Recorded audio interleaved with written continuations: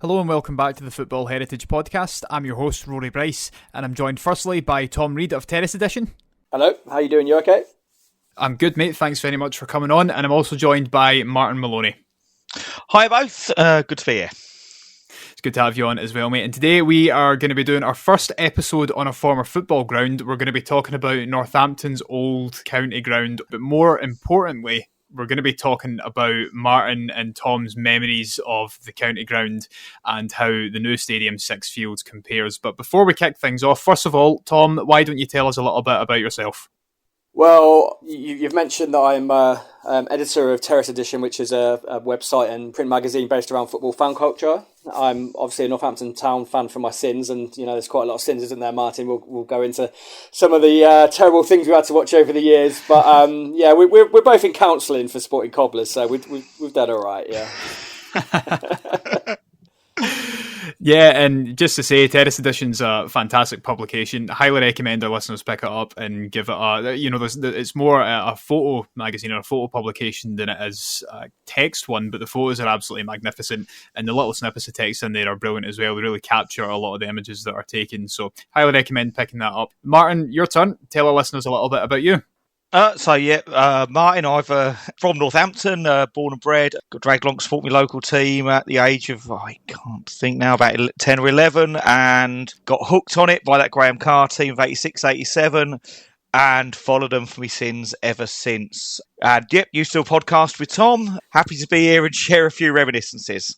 Brilliant. And yeah, it's fantastic to have you guys on. I think it's one of those grounds that is often fondly remembered by both home and visiting supporters, but one that doesn't get the attention that it deserves, I think I would say anyway, just from what I've seen in the footballing community. You've always got people talking about Roker Park, you've got people talking about all the old stadiums that were around before the Taylor Report, but no one seems to mention the old county ground. I'm not really too sure why that is, because it looks like it was a really, really fascinating place with character, I think is the right word that I would use for it.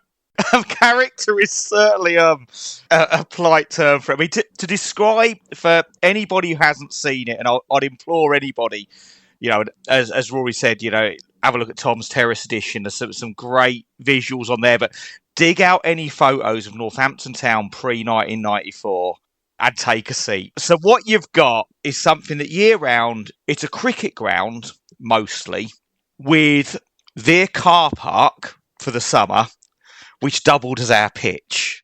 We couldn't play at home before September, so our first game would always be away, and we couldn't play at home in May, I think, either, or certainly after about the first week of May. So our fixtures always got a bit juggled about. But you had three sides, naturally, because one side was the cricket ground, so we had what we called the cricket side, which I stood on once. I think I was late getting a ticket for what should have been our last home game at the end of 93, 94. But typical Cobblers style, they messed that up badly enough that we ended up having to play 2 or 3 home games next season there. But that was just like kind of, Tom, I think you may have stood on there, I think, as a youngster, I can't remember. It would be like 2 rows of wooden benches that you sort of stood on. Yeah.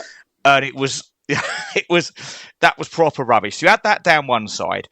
Then you had off to the centre for the away end, you had what was called the Spy and Cop. Not quite the Liverpool Spy and Cop, but a big, quite steep, open away end. Down one side, then you would have had pre-Bradford Fire, an old school stand like most teams would have had. Obviously, after the Bradford Fire, that had to come down because it was mostly made of wood. And we were left with a kind of small terrace either side of that. And what was, I think, affectionately known as the Meccano stand, which was a sort of temporary structure that was built before my first game. I think before my first game. My memories are then a bit hazy back in 84. But you had a sort of temporary looking structure that was probably there for a season or so while they did something better, that was there until we moved out and moved to Sixfields. All of that is rubbish. But then you have the charm, the hotel end, or the hotel end. I don't think anyone pronounced the H down here. And again, this was, slightly off-centre, covered standing end, open urinals to one side, the legendary Tony Ansell burgers, and just my first visit, I'm a 10, 11-year-old boy. I'm like, the sounds, the smells, hearing people swear. I was in heaven. It was great. But it was wild. The rest of the ground, it's like, oh, this is awful.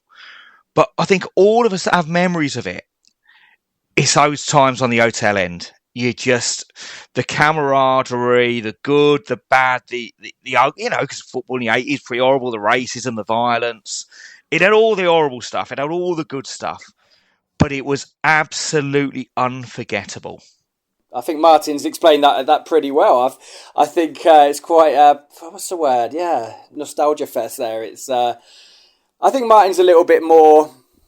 How do I just? Martin gets around. You mentioned Roker Park. Martin has a fondness for Sunderland, so he probably chuckled at that comparison because they were quite different venues. But I'm more of in fact, I went to watch the cricket the other night, and I was sitting there and I was thinking, what a beautiful part of town this is, and what a venue it was in its totality, and very unique, Rory, as you said at the beginning. And although we'll probably get to a bit later on why wasn't there more investment in the ground to bring it up to standard of the cricket element of it, there was so much character and so much feeling in the place. And if you speak to anyone of a certain age, probably post 94 supporter, none of them really say that they would prefer to go to Sixfields. We've got a mutual friend that we go with, an old, what you call boot boy, I guess, from the hotel end. Bit of an old skinhead, but a good guy. And he goes, and you can just see on his face that he's just sort of like, it's like going to a party, Sixfields, the new stadium, and it's a really good, expensive party, and you're really trying to enjoy yourself, but there's something missing. And that county ground brought that, and it made a lot of us Northampton fans fall in love with a club that was not very good at all. Actually, very, very bad in the early 90s. But we were all hooked. We were like, there's something different happening every week, wasn't there, Martin? At that time, there was, protests and all sorts going on. So I wouldn't change it for the world. I mean, I think a lot of us we're sort of coloured by the time we grew up. But Tom's right. There were so many things that happened in those times. We had the club nearly went bust on probably more than one occasion, but certainly one became very, very scary indeed. And that was kind of what started the first Football Supporters Trust. Got Brian Lomax at our club started that, and we managed to save the club. There were all sorts of... In any kind of fair society, we'd be a non-league club, because our ground would never have been up to Football League standards. But because re-election that they had before their promotion and relegation was the dodgiest thing ever, where the bottom four clubs, they voted to say, well, do you want to keep them, or do you want to have the top club out of the old Gola League as it was? And that obviously meant there was patronage and favours done and what have you. Who knows? Maybe we'd got 50 grand more when we sold Phil Neal to Liverpool if we hadn't asked for their votes for the next 10 years. That was corrupt enough. And then they brought in relegation and promotion between the Football League and the conference. Best thing they did. But teams like Kidderminster would win it, who've got a really nice ground. Well, Northampton finished bottom. You can't go up there. Your ground's rubbish. And it's like, what? Well, that's part of it as well. It's that, these clubs might have really nice grounds, but do they have grounds with character? Do they have grounds that other teams are terrified of going to because of how they are? But just from what you've both said, that there's a lot of things that we can pull out here. I mean, and I think that obviously the Taylor report was something that it did happen to other clubs throughout the world, but it's very, very specific to what happened here in the UK. So there's this other kind of big sort of phenomenon and events surrounding it. However, regardless of that, whether or not clubs would have moved grounds because of the Taylor report, you've still got these instances where clubs will move grounds, and fans, particularly fans of a certain age or a certain vintage, will remember what the old club was like, or the old ground was like, and they'll attach nostalgic memories to that. And it's great hearing all the stories about it, but at the end of the day, these are the places that these supporters have grown up with. It's the places they went to their first game. It's the places they would have had their first seat and probably held that seat until the ground closed. And it's just amazing how these locations can be the anchor point for so many people's memories. But it's also the grounds that made the clubs what they are because they were in them for so long. I mean, Northampton were in the old cricket ground, the old county ground for, what was it, 97 years or something like that. So it's a huge amount of time. That's a period of time where the club become, it goes through its formative years, it goes through its ups and downs, it creates so many memories, and it brings the fans along with them as well. I mean, you guys were probably forged in the old county ground, do you know what I mean? And had some of the best experiences supporting Northampton in there. Yeah, so, obviously, Martin, you have a correct next, but I think an important point we haven't discussed is the location of the county ground. So Northampton is a big overspill town, and it's always growing, really. I think it's the biggest town in Europe that's not actually a city. And it's quite a vast town, really, for its, for that sort of size. And it's a county town, so we don't really have too much competition in the whole county for professional teams. There aren't any more since Rushden and Diamonds went down the toilet. Martin will have a little chuckle about that, but so the county ground is really well positioned in the town, whereas Sixfields is slightly out of town, which away supporters will have noticed. The county ground is what I would call the heart of the town. It's right next to a big park called Abington Park, which is a really nice place. Unless Peterborough United come, that's another story for older people. But so it's really well located. Me and Martin, we come from what's called the Eastern District of Northampton, which is an overspill area where a lot of people came to work and stuff, and sort of expanded. But we could get a bus, probably one single bus from where we lived to the county ground. It would take about 10 minutes. People that lived more in the town centre could, they could even walk from the town centre, do the infamous Wellingborough Road pub crawl. So you could stop at all these different pubs, and you could all converge from the centre of town. And that, for me, is really priceless, because we don't have that at Sixfields. If Martin wants to go from the Eastern District, it's at least 2 buses. It's slightly detached, and I feel that that's what the county ground had. It had that real feeling of the town and its connection to its supporter base, and the old industries of shoemaking, which gives the club its name. You'll find some old shoe factories within walking distance. So I think we can't sort of overlook that location, Martin. I'd agree. I mean, I know we've had several conversations about this over the years. I think there was something about the location of it that really made it. It was in the heart of town. It was easy to get to. But back then when I was going, I didn't drive. We're getting a bus in. I mean, if you look at it now and you think, the cricket put a bit of parking on Abington Park. Football season, you couldn't really do that because you'd be chewing the park up to God knows what. So it was of its time, and I think there's an argument to be made. And I thought, Tom, so you've said to me before that I thought was very, very on point, was maybe it just happened for us at the wrong time, because you look at some of the other grounds and how we built Sixfields. But I think it was great for what it was. Sixfields, it's all right. But if we're to say that the county ground, for lots of reasons, we would be non-league now, and we may not have got back because, we've not always been the team getting 5,000, 6,000. There's times we're going 1,800, 2,000 there, and it could have gone very, very badly wrong. So we were lucky to enjoy it. I think that's quite an interesting question, and we'll come back to that in a little bit, but it reminds me a little bit of Falkirk's old stadium, which was called Brockville. I don't know if either of you would have ever attended Brockville in Scotland, but general consensus on Brockville is that it was, as an away fan, terrible to go to. The place was falling apart. It was really ramshackle, bit of a shithole, but it was Falkirk's shithole, so that's where it got its reputation from. It was smack bang in the centre of town. I mean, maybe a 5-minute walk from the train station, so it was very easily accessible, literally the heart of your town. There's pubs and shops and other things around it. So then Brockville kind of understandably has to go because it's fallen apart, and they build the Falkirk Stadium eventually, which is outside the town, probably closer to Grangemouth, which, although is part of Falkirk, there's always that town rivalry between places, so it's down closer to Grangemouth. It's a half-hour walk from the town centre, which isn't terrible, but if you live on the other side of Falkirk, it's at least 3 buses, and it's a nightmare to get to in terms of transport. So it's like, what's the payoff here? But then, as you said, Martin, in some ways these grounds have to come down so that a club doesn't end up going under. But I think the interesting question there is, would you rather have a stadium that's not as good as the old county ground, but your club are a bit further up the tiers, or would you rather keep the old county ground in Northampton or non-league?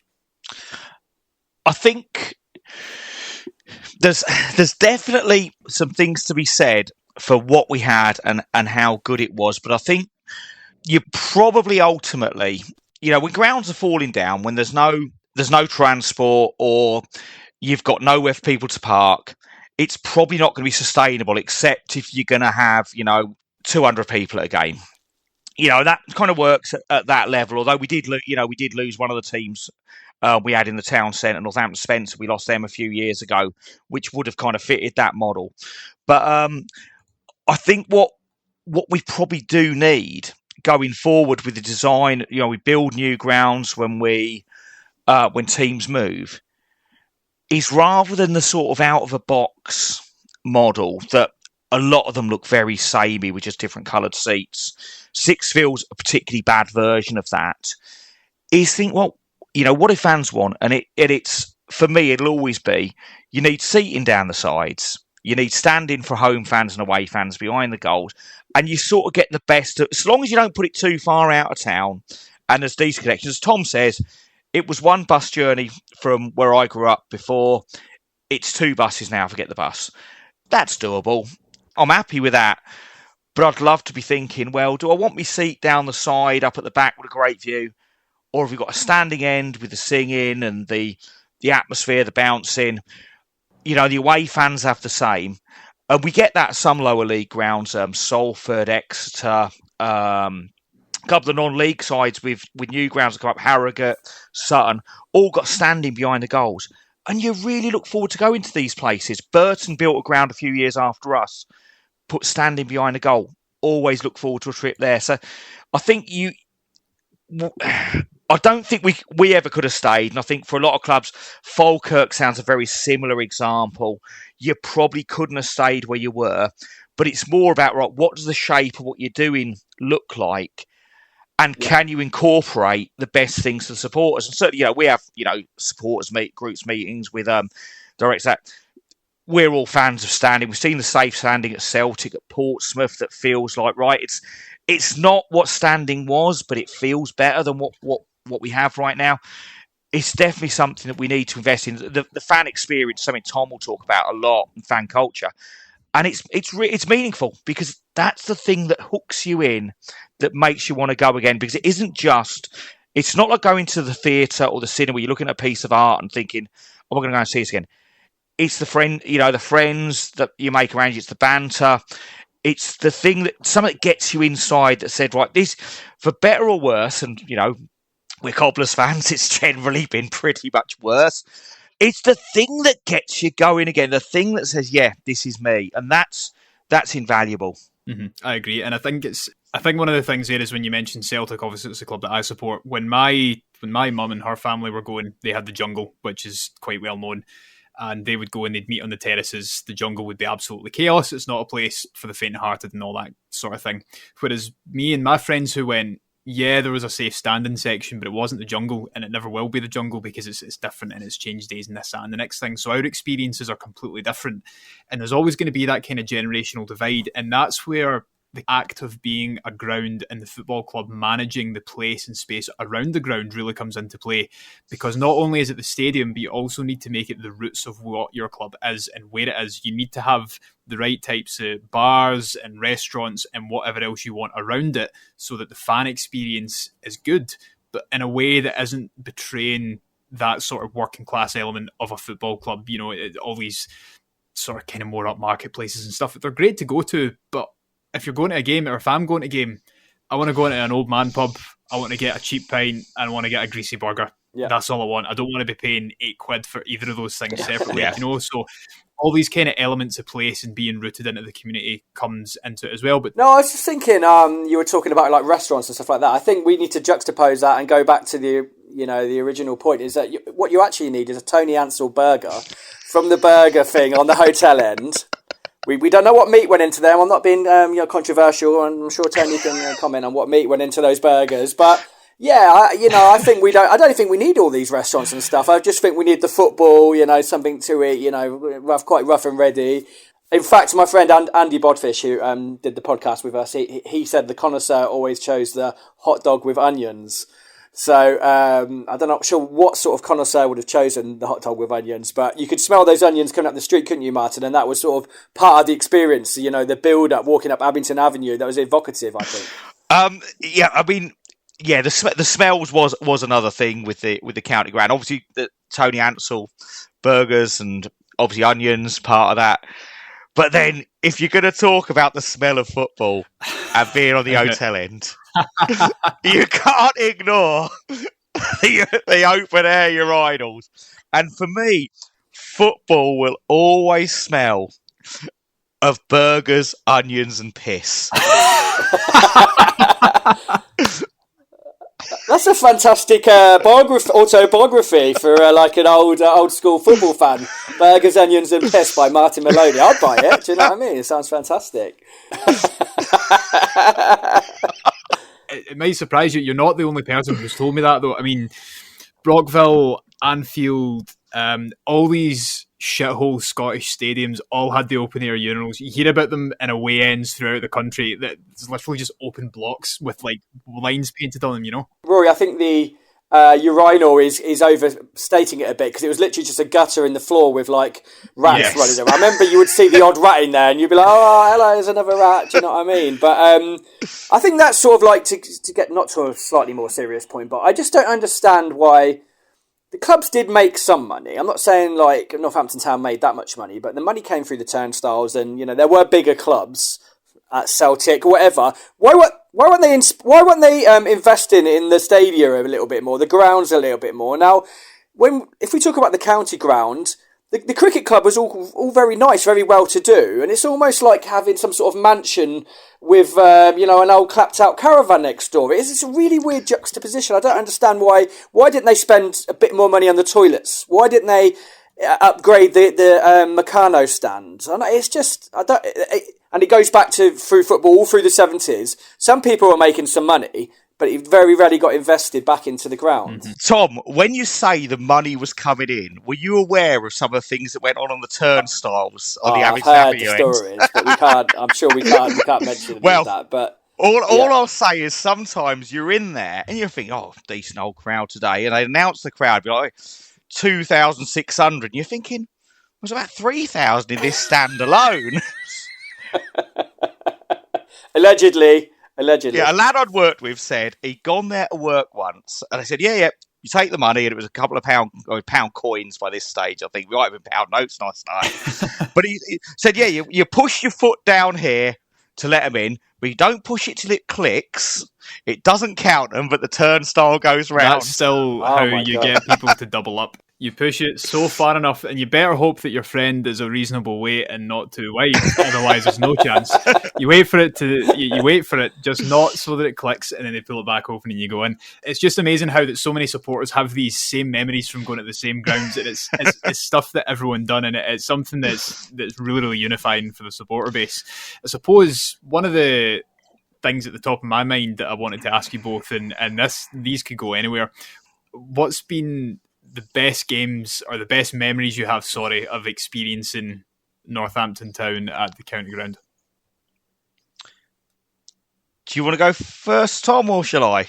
You go first, Martin. You've got okay. Do you know he's sort of like age before beauty, isn't it, Martin? You've had a few more years on me, and it'll give me time. It'll give me time to think about actually some good games at the county ground. It's going to be difficult. Yeah, I could probably think of a few. I do think because it was always the vibe you had on the hotel end of just the sort of loudness, the singing, the slightly edgy sort of thing. But it is games that stick in my mind. That's what you can sort of hang your sort of memories on. And there was one in particular. Coventry City were just up the road from us. They won the FA Cup in 1987. Great achievement for a sort of middle-sized club like them. Hats off to them. The following season, they played Sutton United away in the third round, who were non-league. Mm-hmm. Lost their 2-1, as I recall. Paul Furlong scoring the winner, whose lad played for us many years later. The following year, they drew us in the third round at the county ground. And their manager, John Sillett, he gave this quote. He said, "It won't happen. We will not lose at Northampton. Sutton United was insurance enough against that." And the place was packed. Cov brought loads down. It's about 28 miles away. They shared our ground for a little while when they were in some bother in the last decade. Place was absolutely jumping. And we beat them 1-0. Bobby Barnes crossed for Steve Berry to score the winner. And it was electric. Just those days when the place was full and it was jumping, you got mad for it. I mean, we had, in the early mid-90s got pretty awful for us. But we had games like that. We had, there was the odd bit of fighting, which was, I had a very short-lived career as a football hooligan. I could probably measure it in minutes. So we've played Fulham at home. I can't remember we've got on it. I don't think it was the game with the Jim Stannard howler and the Paul Colpin worldie. But if it was, you've got to Google that, because you'll see the worst piece of goalkeeping and one of the best finishes that I've ever seen. But we've gone out to get the bus, as Tom said. We're east side of town, so you get the bus, same bus stop.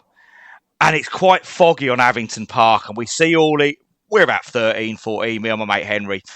We see all these lads running into Abington Park, and there was a few about some round. This looks exciting. So we go running. They go, "Carl, we're going to get Fulham. We're going to get the Fulham." All we see is these big hard lads then coming back running past us, because obviously whoever they were chasing had turned round. I've never run so fast in my life. Fucking hell. Oh, Martin, that reminds me of a story. I remember I went with my dad, and it was one of the games you mentioned earlier was versus Chester, the alleged last game at the county ground, and it was a very emotive day for a lot of reasons. Obviously, we were moving to Sixfields. F&E lad was in his full flow, absolutely the next Maradona. And I think, Chester were going for Martin. He's got a good memory for this sort of thing. Chester were going for a promotion. I think we either won or drew with them, didn't we, on that game? We won 1-0. Kevin Wilkin scored in the first goal. He scored an absolute belter, which was not his normal style. Yeah, so he scored. We won. People went on the pitch, started ripping up bits of turf and stuff. Martin got the Tony Ansell sign and took it back to the Eastern District, and it hangs above his bedroom as we speak. That, honestly, if I had my time again, that's what I'd have gone for. But I went with my dad. My dad, I've told this story a few times. My dad, it's quite a funny story, because he used to take me, but very begrudgingly. So he used to take me to the Cobblers, but often I'd go in the hotel with my mates or the family enclosure to start with, and he would go round to the pub round the corner, the Abington Park Hotel. He'd have a couple of pints, or a pint, and then he'd come and pick me up at the end. And at the end, they used to open the gates, so anyone could just come in and just watch the last minutes. Like most people never did, because they had better things to do. But my dad would come in. You were more trying to get out than get in. Yeah, they were like, "Please let me out, please let me out." So my dad said to me quite early on, he said, because we used to watch Italia 90 on TV, remember Gazzetta, Football Italia, and James Richardson and all that. And I remember AC Milan were powerhouses in the 80s, and Rijkaard and Van Basten and stuff. And he said, "Son, you need to support AC Milan, because if you support Northampton, you're just going to have a life of misery." And I was like, "No, Dad, I know better. I don't like Ruud Gullit or this sexy football. I like, Ian Gilzean." Scottish reference there. I like, Jason Burnham, for some reason. I like burgers, onions and piss. Yeah, exactly, yeah. But to be fair to me, every time I went, there would be a pitch invasion, there'd be a protest against a thing. It was quite exciting. So anyway, I completely ignored my dad, but he would come occasionally to the big games. He'd come. So the last game of the county ground against Chester, we left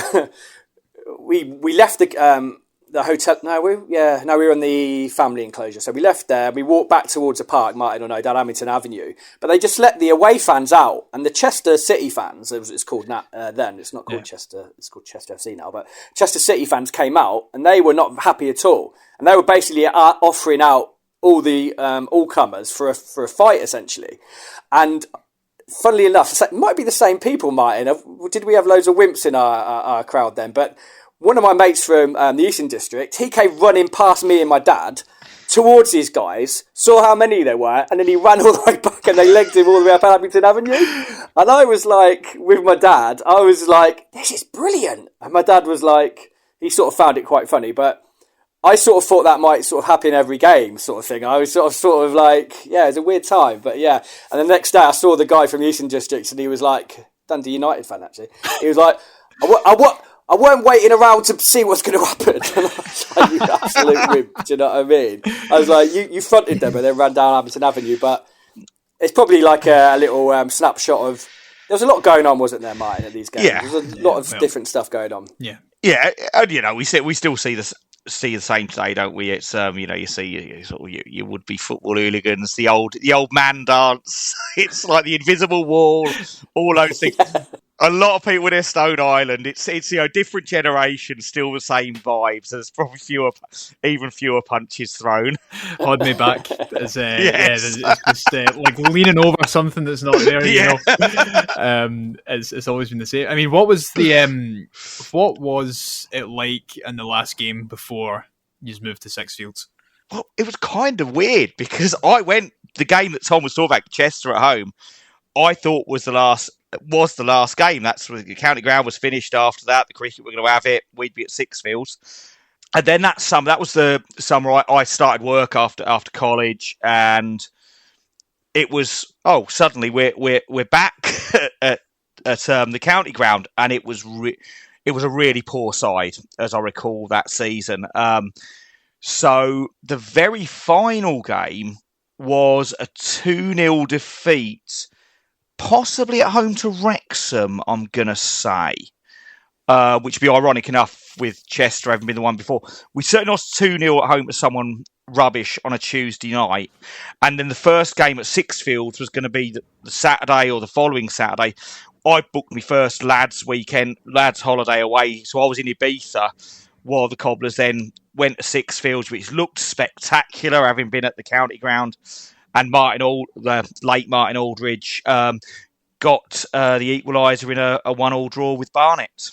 I remember the last game at the county ground, the one against Chester. It was a really hot day, and Kevin Wilkins scored an absolute barnstormer. And it was.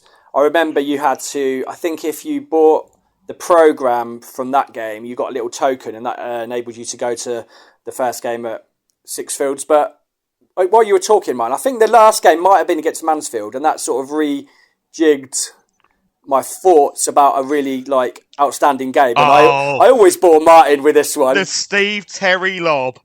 Yeah, so me and Martin were both at this game, and I think it sort of sums up what we're talking about completely because, and Martin's got a very funny denouement after this, but it brought everything together as a fan. So you'd go down, to the county ground on a Tuesday night on the bus or whatever. And I was by that point going. It was 93. This game was, so I would have been about 12. I was going with my friends and walking down Abington Avenue, and there'd be the odd police horse sometimes, and avoiding all the horse shit on the floor and stuff, and queuing up for the hotel end, and it was like £2 or £3 to get in, and. Going through these old aging turnstiles and just seeing this, what seemed really sort of cavernous at the time, but we knew later on it was actually quite small. But this tin shed of a home terrace, and the floodlights were on, and they were old school, proper industrial floodlights, and the pitch. I can still remember it now. The pitch was beautifully green, like the most green, because of the floodlights, just made it the most beautiful green you'd ever seen. And we played Mansfield, and it was October, I think it was. So I don't know how we started that season, but we didn't have many hopes for the season, I don't think. But we just smashed them 5-1, and it was like watching Brazil. Everything we touched turned to goals, using that old cliche. It was nice. It was just magnificent, and I was with my my friends and stuff. And I remember my friends, like, I think when the fourth or fifth goal went in, he sort of jumped over the front and like he did a roly-poly in front of the hotel end. Mm-hmm. And I thought, this guy's some sort of maverick. Do you know what I mean? He's done a roly-poly in front of the hotel end. Do you know what I mean? He's the next terrace king. Do you know what I mean? But it was an amazing moment. And a guy called Steve Terry, who Martin mentioned, who played for Watford, quite a bit of a cult hero at Watford, used to wear a headband, which was just, the nuts. He was the new Steve Foster for people of a certain age. Yeah. But there was this one moment. It's like time stops. Yeah. Steve Terry gets the ball on the sort of edge of the box. Goalie's slightly off his line. He's a defender or centre midfielder. I can't remember. Like centre half and an industrial centre half. He's not. Yeah. He's no Laurent Blanc. Yeah. He ain't carried out from the back. Yeah, and he just sees the goalie off his line, and he just does the most delicate chips the goalie. We'll say from like 20 yards, but we don't know how many yards, but like a decent distance. And like you can just imagine the older lads at the back just going into raptures. There's probably only 2,000 around that there, but the noise was amazing, and it was just the most beautiful moment and the best match, which made me, I think, sort of like. I'd already started to fall in love with football and the football club, but that sort of like sealed it. But just to sort of finish the story, Martin, you finish the story. What happened in the very next game after we'd won 5-1? I've been down a demonstration against the BNP in London, which had got very, very nasty. 93. Yeah, it was rough old times. Is all I'd say. So I'm getting back onto a bus, fairly bloodied, and we'd had a lot of people hurt. Police did not behave in perhaps the best manner, is all I'd say. But you get onto the bus, and the old days, before we had mobile phones, internet, you had to get the results on the radio. So you had Sports Report on Radio 2, as it was, right? Obviously Radio 5 Live these days. So you got your old music, and then it's all the big games. I'm thinking, right, I've had a shit day. Yeah. Right. Division 4 or might even Division 3. By then I can't remember how we were. They might have just rebranded it. And it's going through. Everyone's point is Scunthorpe United 7, Northampton Town 0. And I'm just like, a bad day just got worse, didn't it? There's like that. There's that tiny little kernel of hope in the back of your mind. Hope's just going to say, Scunthorpe 7, Northampton Town 8. You just know it's never coming. With the low expectations you have as a cobbler, you just be hoping we got 2. We'd gone from playing like Brazil one night into a few days later playing like San Marino. Yeah, and it really does sum up being a Northampton fan. Like, you just can't keep up with it. It was, but it's quite a funny. I definitely think the story. I've got a link from Twitter to or YouTube to Saint and Greavesy the day after we beat Mansfield 5-1, which has got the goals in and Jimmy Greaves talking about, which I'll send to you because it's good. It's good. I'd love to see. I'd love to see those goals again, like Steve Terry doing that chip. It will like bring a tear to my eye, I think. And was it the one where Greg Campbell got 2 in it as well? I think. Who was you're bringing out the big names now, Greg Campbell. I know. son of a Chelsea manager, not a good footballer. Did score 2 crackers one night for us. Might have been the same one.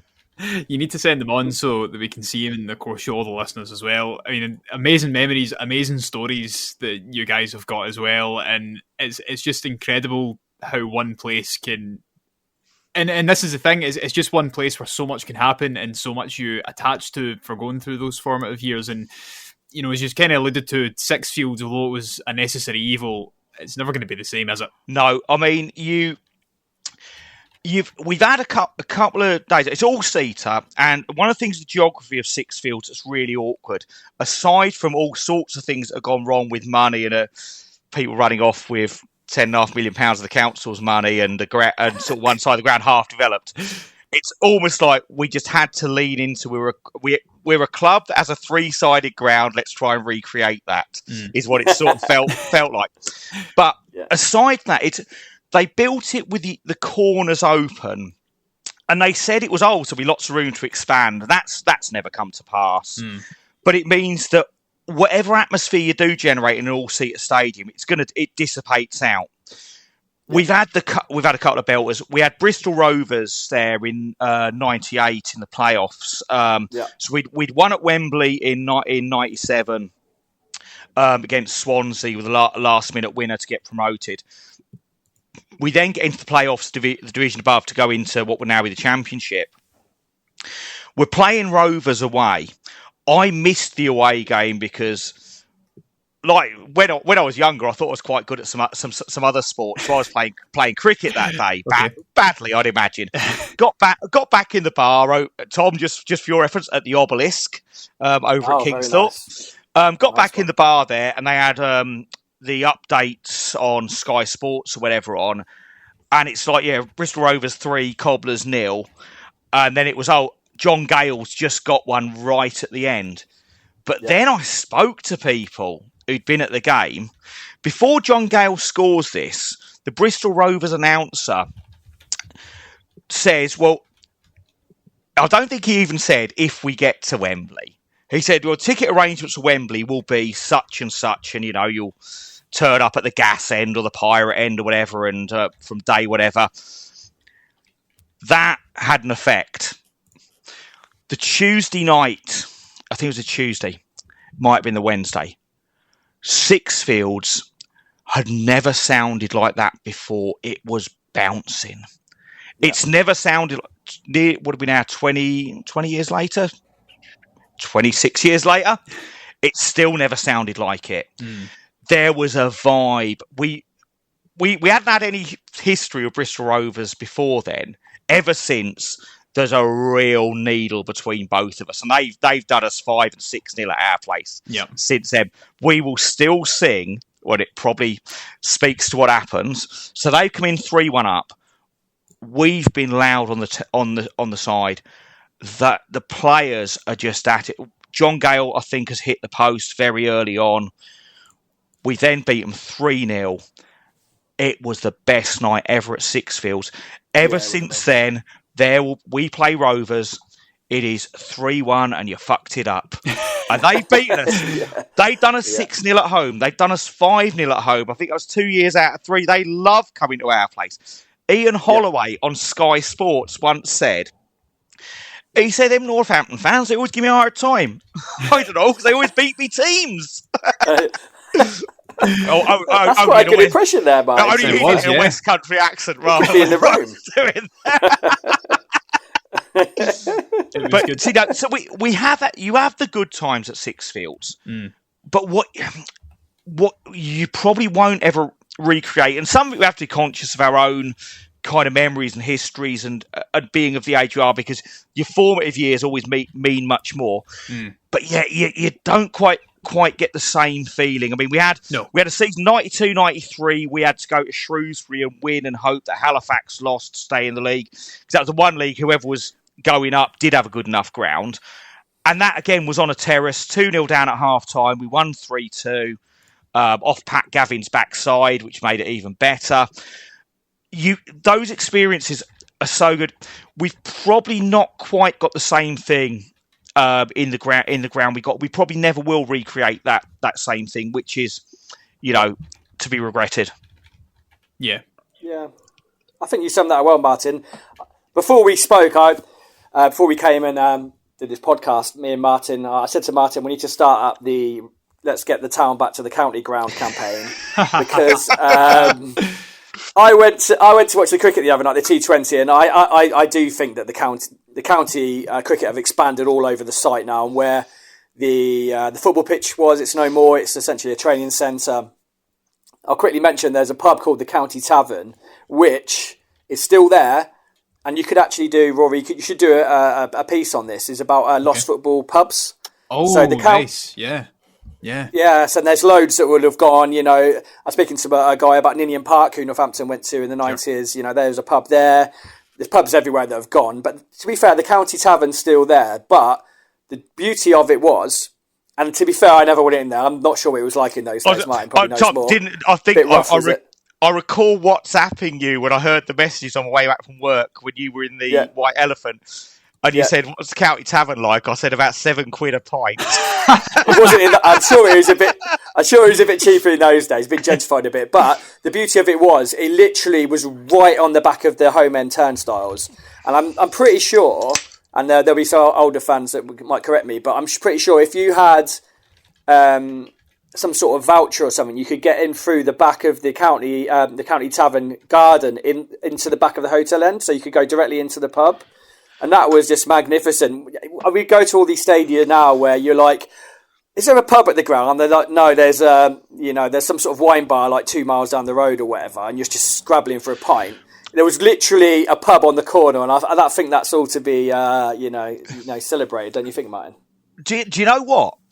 You know the bit where I think we were in the wrong time for when we moved for the design of the ground. Yep. Maybe we did move in time to at least have, I mean, I know the Walter Tuller's just closed down, but there's a couple of decent pubs top of the hill. You got TGI's, it's a lot more the sort of place you'd go as a working class person for a bite to eat or for a pint. And plus you've got the pubs if you walk up from town. Whereas I'm thinking the one that always jumps out to me of where's the wrong place to put a football stadium is Shrewsbury Town, the New Meadow, which is literally on an industrial estate, and there's nothing. But Martin, you might like your TGI Friday cocktails before the game. Do you know what I mean? But I think you've changed, Martin. You've changed because the old school Martin would be in the county tavern having a pint of mild or something, and the Cobblers ale or whatever it was in the Abington Park Hotel. And now you're all for your cocktails and your tasting players, Martin. I despair. Do you know, I have a memory of, because I'd have been getting to, what would have been 2021 by the time we left Sixfields, at a point where I'd be in town first, I'd walk up, and if I got to the bar at the county, and it wasn't as posh as it is these days, although it's lovely they've kept a couple of the entrances to the hotel end on the side of it, in the way they've redesigned the pub. But if I was ordering a pint at 1:45, I could be at my spot, and I'd learned very early as a kid, the best place to stand in a standing end is leaning back on a crush barrier, because that's where you can be right amongst the action, but you're pretty safe. Mm-hmm. And I could be there as the players were running out. There you go. He's nailed it. That's an achievement, mate. That's a nice one. I think it's quite interesting what you've said there, though, Tom, in the pubs, because as you know, football and the matches we go to are more than just the 90 minutes. It's about the grounds you go to, and as I mentioned, it's also about the places that you go to beforehand. It's a full day out. You're there with your mates, and all of these places we have attachments to because it's our memories and whatever else. And pubs are a huge part of that, and you always go to the same pubs. More often than not, there's a pub that you and your friends go to, and then you'll maybe nip round a couple of other ones. And when they close down, if they've been there for a long while, we take all the memories and things with them. And in this modern era of gentrification and everything else, it's harder to get those places and keep them. Yeah, for sure. And to be fair, the County Tavern's still there, the Abington Park Hotel's still there, and it's in a sort of slightly different guise, I guess. I think, in fact, the Abington Park Hotel used to have a little microbrewery and it make its own beers, and there was a Cobblers ale. I remember that my dad used to drink and stuff. But I've been to various grounds where they've been knocked down and literally the heart of the community is ripped out, and the pubs that would rely on the match day trade suddenly don't get it anymore, and then they go. And the pub, we know the pub industry is under pressure anyway, so, you know, football clubs are at the heart of communities, and these communities are built over, like we say, 100 years. And to make these decisions, you know, commercial decisions to move, you know, going into like a bigger discussion, it's you need to think about all the things we've talked about and all the things that made us fall in love with football, and I think that sometimes that gets left behind. I think there's a real difficulty, isn't there? In a way, it's where we're not in such a bad place because we've got Northampton Saints, the rugby union club, are out Sixfields side of town as well. So you've got quite a few pubs there that are in a residential slightly outskirts of town area. So they'll get trade through the weeks, and then the football and rugby will drive a lot of trade. If you move too far out of town, if something's, especially with lower league football, we had our highest average crowds for something like 40 years last season, but 6,300 people coming every 2 weeks or every 10 days is probably not going to sustain a business. So if you move right out of town, you're absolutely going to lose those places that are fantastic. Tom says the County Tavern, bit posh now, not really to my taste. Even for the cricket, I tend to just go straight in the ground now. Accrington Stanley, there's a wonderful pub like a street away from them, the Crown, I think it is, and it's just like this. This is what it feels like when you go to non-league. We talked off air about junior football, such. It's like this has been here forever. These people have drank here forever, and they're going to the game. People will have lived, grown up, and died, and probably had their wake in that pub. Exactly. You can't replace that. But it's like if you move things too far away from where there's anything else, it can become a really sanitized sort of thing, and that's rubbish. Yeah. I mean, I think Sixfields is a bit rubbish. It's like at least we're on the edge of town. You can have a few sherbets on the way in. Tom, I don't know if you'd like to describe where you met me and a couple of my mates for a drink for the Peterborough game. Because the Peterborough United, we see them as our rivals.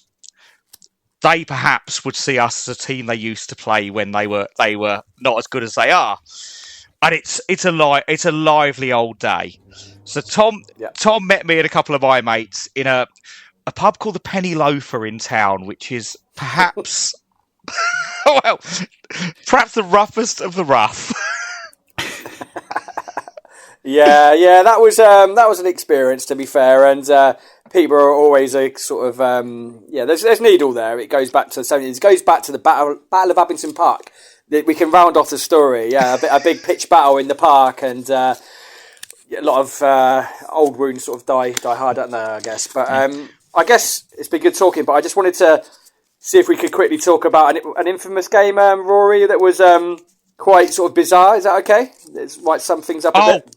Please be the Hereford game. Game. Yes, the Hereford game. Love that. Just before we finish up then, tell us about the Hereford game. This will be a nice way to wrap the episode off. Okay, so I'll add a little bit, and then Martin can sort of... We were both at this game, Martin. Were you at this one? Yep. Yes, and I've also got a link to the highlights. Brilliant. So yeah, it was just a very run-of-the-mill game, and in fact, I'm pretty sure... It was a Sunday 2 o'clock kickoff. Yeah. Weird. So I tell you why, because Northampton played in the NatWest Trophy the day before, at Lords, I think it was, and something like that. So that sort of links back to the fact that we had to sort of delay our games a lot for the cricket. We were sort of the junior partners to an extent. Because I'm pretty sure one of the fans told me they were singing about Alan Lamb on the hotel end then. I think he'd done well on one of the games. But anyway, it was a Sunday 2 o'clock kickoff, very unusual. But a very run-of-the-mill game. We played Hereford, who are very old sparring partners with Northampton, and we played them so many times. They used to have these kits. Was it Sun Valley, Martin? Sun Valley on their kits? They were sponsored by Sun Valley at the time. Yeah, the white shirts, black shorts. Yeah. Mm-hmm. Yeah. So on this occasion, I might have been on the cricket side, or I wasn't on the hotel end. I was with my mate, and normal sort of everyday workaday game. But so I'll give you the scoreline. We drew 1-1. We drew 1-1. Very average game. But Hereford had 4 players sent off, which was a record, and Cobblers could still not win. And that was just ridiculous. And it's not just there were 4 sent off. Yeah. There were 4 sent off. Now, I think I'll send a link to the highlights. They could be below so I can be fact-checked on this. Mm-hmm. They were down to 9 when they equalised. Wow. Yeah, I think that was right. And then had a further 2 sent off. And you still couldn't win. That is calamity. No. Calamity. So what were the scenes like after the game? I think it was less after the game. I think it was the more like bizarre, but also sort of par for the course at Northampton. So Martin will post the highlights, but some of the tackles going in, I don't know what Northampton have done to upset Hereford, but there's one particular one on Kevin Wilkin, who's a bit of a club legend in many ways. But he's running with the ball, and this guy sort of angles in on him, and he's sort of like some sort of like predator, and he jumps in the air, and he just sort of gets him right on the Achilles and from behind. And then he's sort of like, what have I done, ref? And like every time they do these sort of very sort of like murderous fouls, the Hereford fans are, what have I done? God, it was savage, wasn't it, Martin? Savage. It was, but you do know, because obviously we'll be at games, and there'll be people a little bit older than even I. All be like, well, that's not a yellow. That's not a yellow. You look at that game. The thing where the ref maybe wagged his finger, you're like, that's a straight red. Yeah. And the game has moved on. We don't like assaulting people anymore. There's loads of funny moments. I actually wrote an article about this. I can't remember where it appeared. I think it was the Blizzard or something like that. I wrote an article about this game because so many strange things happen. So if you look at the Spy and Cop in the away end on the video, there's all these like bemused and very irate Hereford people with shell suits on that like could like go up in flames at any moment. They're really angry, and there's really angry Greg Downs was the manager, player manager for Hereford. Yeah. A bald, sort of like short guy. I think he followed John Sillett in. I think he'd won the FA Cup with Cov in that game I mentioned in '87. Yeah, and there's these like you just have to watch it to see these absolute awful fouls that went in, and Cobblers score a penalty, I think it was, and we should win. Everyone thinks we should win. I think they lost a couple of players. Well, yeah, 11 against 7. I mean, I'd be like, if you're doing the betting odds, you'd say we're definitely favourites. But there's there's a break up the pitch, and Hereford break up the pitch, and a guy called Simon Brain, what a brilliant name, Simon Braino. He sort of advances on the goal, and he slots it past, I think it was Barry Richardson in goal. And he goes up to the hotel end, and he gives them the classic double V signs. Nice. And he's dancing around the double V signs, like a classic celebration. And we're all like, how are we managing not to win this bloody game? And it was just, insane. It was, I think it sums it all up, really. It was just... That is a game for the ages, and it's great that the highlights still exist, because you could tell that story and people would be, you're probably misremembering, you probably had a couple of pints, maybe they had a couple of men sent off at the end. It couldn't have been that, but we've got the receipts, we've got the highlights. And did you know, Martin, that I can post some other links, because there's a really good Hereford resource, and they've interviewed Greg Downs, a guy called Titterton. I think he did a bad foul. A guy called Simon Brain, I think they interviewed, and all of them are saying, the referee it was the referee's fault. It was like, no, lads, you were just nuts. But I think, sort of round things off, that was a game where you'd go on a Sunday, it was, a quiet day, you'd go and watch the Cobblers, you saw some absolute GBH going on, you had a couple of pints afterwards, Martin, in the county tavern or whatever, you scratch your head, you're like, what the fuck has happened here? Those were the best of days, Martin. The best of days. You didn't think it, but that was the best day of your life, Martin. The best day of your life. I don't think my lifestyle's like, but I would have been going home for Bullseye and Songs of Praise.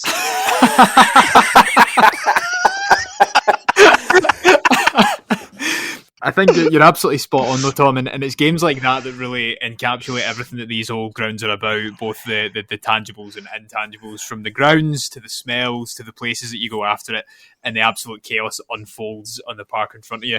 Now, as I said, unfortunately, that's all we've got time for tonight, but gents, thank you so much for coming on and telling us about your memories of the old county ground in Northampton. Absolutely fantastic episode. It's been a great laugh. Is there anything you'd like to add just before we finish off for tonight? F on E, lad, was not the next Maradona. Whatever He was a Cameroon international. I keep telling you this, Martin. No one can find the records for him playing for Cameroon, but he was a Cameroon international. Brilliant. Tom Reed is my friend. He's a really good writer. He's so wrong on this. Can I just say, bring the town back to the county ground. Hashtag, the campaign's going to be starting. Martin's going to be the campaign leader when he comes out of TGI Fridays. To all our listeners, please go and check out the Terrace Edition and pick up a copy of some of the dishes. His photo scenes are always great. You can get in touch with him to contribute if you are a fan of photography yourself. Of course, if you fancy contributing to our project of Football Heritage, you can reach us on X. DM is there @_footyheritage, or you can email us at hello@footballheritage.co.uk. You can also check out our website if you want a taster of what the type of thing is you can get involved in. It's where all of our written content goes from our contributors, and it's some really, really fantastic work. Tend to cover anything related to football history, heritage, identity, culture and community, or anything surrounding the themes we've spoken about in this episode or in any of our other shows. So if you fancy getting involved, please do get in touch. For now, Martin, say goodbye. Cheers all, thank you. Great to reminisce. Tom, say goodbye. Cheers, thanks a lot. I really appreciate it. It's been good fun. Thank you. We'll see you all again next week. Goodbye.